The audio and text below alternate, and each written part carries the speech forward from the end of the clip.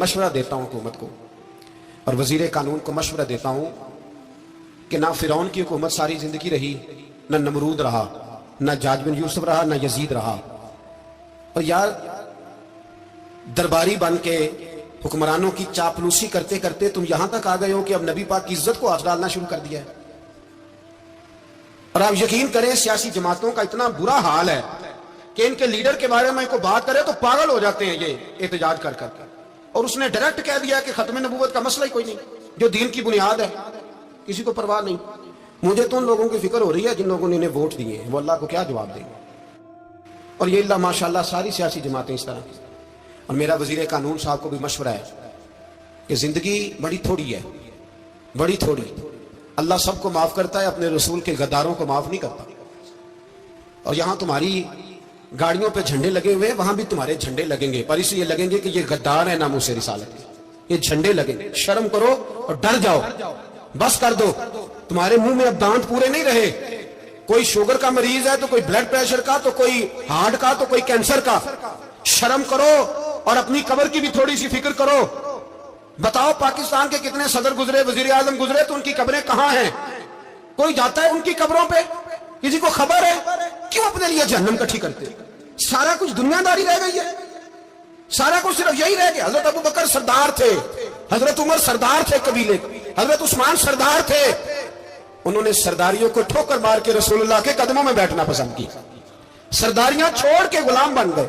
तुम सरदारियां बचाने के लिए रसूलुल्लाह की गद्दारी करते हो, शर्म नहीं आती? और काम शिकवा है मुझे इन लोगों से जो मौलवी तो कह देते हैं तू सियासत न कर, और किसी सियासतदान को मना नहीं करते कि जब तुझे सूरत फातिहा भी नहीं आती तो तुझे किसने इजाजत दी है इतनी बड़ी बात। और मैंने पिछले से पिछले जुम्मे भी कहा था, फिर कहता हूं और आन दी रिकॉर्ड कहता हूं, मरज़ई कल भी काफिर थे, आज भी काफिर और कयामत तक।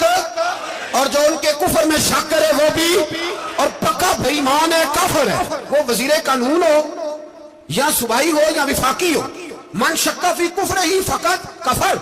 जो मरज़ई के कुफर में शक करे वो भी काफिर है। हमारे रसूल आखिरी रसूल है। हम किसी को ये इजाजत नहीं देंगे कि वो खत्म नबूवत में रखड़ा डालने की कोशिश करे। हम किसी को ये इजाजत है। और तुमने कौम को लूटा, लूटते रहो, अब ईमान पे डाके तो ना डालो। तुम्हें दौलत लूट के पेट नहीं भरा, अब ईमान लूटना शुरू कर लिया है। तुम्हारा फैक्ट्रियां लूट कर, कौमी खजाना लूट कर पेट नहीं भरा। भाई मानो अब दीन बेचकर अपनी हुकूमतें पक्की करोगे। और वो लोग भी तैयार हो जाएं जो इन बेईमानों को मुंतखब करते हैं, उनसे भी सवाल करेगा खत्म नबूवत का मौजू क़यामत के दिन कि तुम बताओ। इनको सपोर्ट करते थे जो रसूलुल्लाह सल्लल्लाहु अलैहि वसल्लम के बाद भी किसी नबी को नबी मानना दुरुस्त जानते थे। शर्म आनी चाहिए, ख्याल होना चाहिए। और मैंने कहा कि हमारा दिल नहीं चाहता, आप यकीन करें, हमें शौक है जुलूस निकालने का, तुम्हारे खिलाफ बातें करने का। तुमने रोज थर्मामीटर निकाला होता है, चेक करते हो कि ईमान कितना है कितना नहीं है। ये पाकिस्तान अगर सूबा सिंध है तो हजरत अब्दुल्ला शाह गाजी का है, अगर बलोचिस्तान है तो हजरत बाबा अब्दुल रहमान का है, और अगर पेशावर है तो वो सूफिया का है, और अगर ये धरती पंजाब है तो ये दाता अली अजमेरी की है, ये बाबा फरीदुद्दीन की है। इसमें किसी गद्दार को कब्जा करने की इजाजत बिल्कुल नहीं मिलेगी। और हम वो लोग भी नहीं जो चुप करके अंदर सोते रहे, कौम जो करती है करती रहे, हमें परवाह नहीं। ना, ऐसी कोई बात नहीं। कोई बंदा ना समझे कि इन्हें होश नहीं, इन्हें पता नहीं, हमें सारा कुछ ही आता है। फिर अगर कल को कोई मुमताज कादरी पैदा हो गया तो शिकवा ना करना। कल को फिर से आमर चीमा निकल आया तो शिकायत ना करना, याद रखना।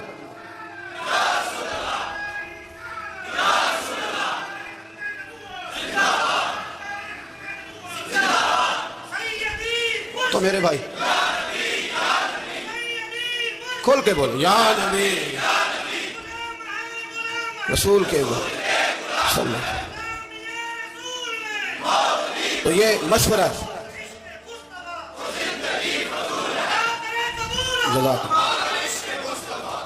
तो ये तुम्हें मशवरा है।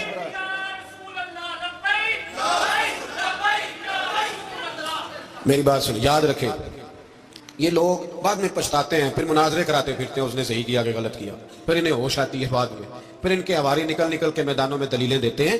इसलिए हमारा मशवरा है ये कि ये अपनी हद में रहें।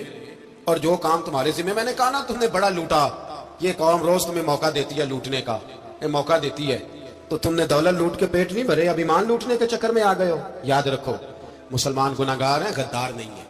तुम्हें दौलत लूटने का तो शायद मौका मिल गया है, पर ईमान लूटने का मौका नहीं मिलेगा। तो تو اس لیے اس کو لگام دو. اور ویسے بھی کتا جو پالتو ہوتا ہے نا, اس کو گھر کے اندر سنگلی سے باندھ کے رکھنا چاہیے. یہ تمہارے بوٹ چاٹتے ہیں, بھونکتے ہیں, تمہارے حق میں وزارتیں لیتے ہیں. ہم نے تو کوئی وزارت نہیں لی تم سے, اور نہ ہمیں شوق ہے.